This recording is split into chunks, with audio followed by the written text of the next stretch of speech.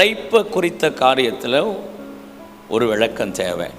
So ஊழியத்துக்கு வந்த ஆரம்ப கட்டத்தில் சொப்பனம் மூலம் அழைப்பை குறித்து போதகர் என்று சொன்னார். ஆனால் அதில் செயல்பட ஆரம்பிக்கலை, பிரயாசப்பட்டு கொண்டிருந்தேன். அப்புறம் மறுபடியும் 5 வருஷம் கழித்து இன்னும் ஒரு சொப்பனத்தில் அழைப்பை குறித்து மேய்ப்பன் தீர்க்கதரிசி அப்படின்னு ஒரு சொல்லும் காரியம், இப்படி ஒரு தரிசனம் வருது. ஸோ இப்போது நான் போதகராக பிரயாணிக்கணுமா இல்லை மேய்ப்பனாக பிரயாணிக்கணுமா, எந்த அழைப்பில் பிரயாணிக்கணும், என் அழைப்பை குறித்து நான் சரியாக நிதானிக்க முடியல, அதுக்கு முதல் கட்டமாக நான் என்ன பண்ணணும் அப்படின்னு கேட்டிருக்காங்க. ஊழியத்தில் 2 பிரதான ஊழியம். ஒன்று மோசேயினுடைய ஊழியம், 2 எலியாவின் ஊழியம். எலியாவின் ஊழியம்னா பெரிய கூட்டங்கள் இருக்காது, சின்ன சின்ன கூட்டங்கள் தான் இருக்கும். ஆனாலும் எலியாவை இது சுவிசேஷ ஊழியம். கூட்டம் வரும், கூட்டம் வராது, கிடைக்கும், இது சுவிசேஷ ஊழியம். இது எலியா ஊழியம். மோசே ஊழியம்னா பாஸ்டர் ஊழியம். அதுக்கு இன்ஃப்ராஸ்ட்ரக்சர் வேணும், இடம் வேணும், ஜனம் வேணும், பலம் வேணும். இந்த 2 ஊழியம், இந்த 2 பேருமே ஆண்டவரோட பேசுகிறவர்களாக காணப்பட்டார்கள். மோசே ஆண்டவரோட பேசுகிறவராக காணப்பட்டார். அவரை பற்றி எழுதும்போது தேவனுடைய மனுஷனாகிய மோசே மரிக்கு முன், அப்போ தேவனுடைய மனுஷன் அப்படின்னு பாஸ்டர் பேர் வாங்கணும். இவன் தேவனுடைய மனுஷன். உங்களுக்கு தெரியும், ஒரு தீர்க்கதரிசி அந்த தேவனுடைய மனுஷன் ஏறி போனான், அந்த தேவனுடைய மனுஷன், தேவனுடைய மனுஷன், தேவனுடைய மனுஷன். இந்த பேரை நம்ம வாங்கிட்டா ஊரையே வாங்கலாம். பேரை வாங்கிட்டா ஊரையே வாங்கலாம், இல்லைன்னா விசுவாசிங்க உயிரையாவது வாங்கலாம். இது மோசே ஊழியம். எலியா ஊழியம்னா சின்ன ஊழியம், ஜனங்க இருப்பாங்க, இருக்க மாட்டாங்க, ஆனால் கர்த்தருடைய ஊழியம் நடந்துக்கிட்டே இருக்கும். இப்போ நான் எலியா ஊழியம் அப்படி பிற்பாடு நிறைய பேர் ஆண்டவரோட ஒப்புரவாக்க முடியுது. சொல்லப்போனால் வருஷம் 52 வாரமும் 52 பட்டணத்தில் ஜனங்களை ஒப்புரவாக்க முடியுது. மோசே ஊழியம் இல்லை, எலியா ஊழியம். அதனால் ஊழியத்தை ஆண்டவர் கொடுக்கறத நீங்கள் புரிஞ்சுக்கணும் அப்படின்னா நீங்கள் அதுக்காக செலவு பண்ணுற நாட்கள். இப்போ சம்பவம் சொல்கிறேன். தானியேல் நீயோ வென்றால் முடிவு மட்டும் காத்துரு. தரிசனங்கள் எல்லாம் உன் பேரில் இத்தனை நாட்கள் குறிக்கப்பட்டிருக்கு, 1260 நாட்கள் செல்லும் சொல்கிறார்ல தானியேல் புஸ்தகத்தில்.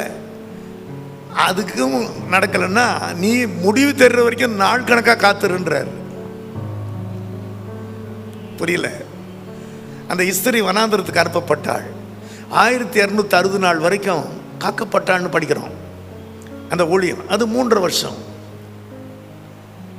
3.5 வருஷம். நீங்கள் 1260 90 கணக்கு பார்த்தா 3.5 வருஷம். அப்போ 3.5 வருஷம் ஜெபம் ஜெபம் ஜெபம் ஜெபம் ஜெபம். ஏன்னா உங்கள் ஊழியம் என்னன்னு தெரியறதுக்காக 3.5 வருஷம். இப்போ எனக்கு ஆண்டவர் என்ன சொல்கிறாருன்னா, நானே 3.5 வருஷம் 30 வருஷம் ஒரு கார்பெண்டர் கீழே இருந்தேன், வேலை வேலை வேலை. ஆனால் 3.5 வருஷம் ஒரு சித்தம் செய்தேன், பாஸ் பண்ணிட்டேன்றார். அப்போ நீங்கள் உங்கள் ஊழியம் என்னன்னு தெரிஞ்சுக்கன்னா, நாள் கணக்காக முடிவு தெரிகிற வரைக்கும் ஆண்டவர் பாத்தில் காத்திருக்கணும்.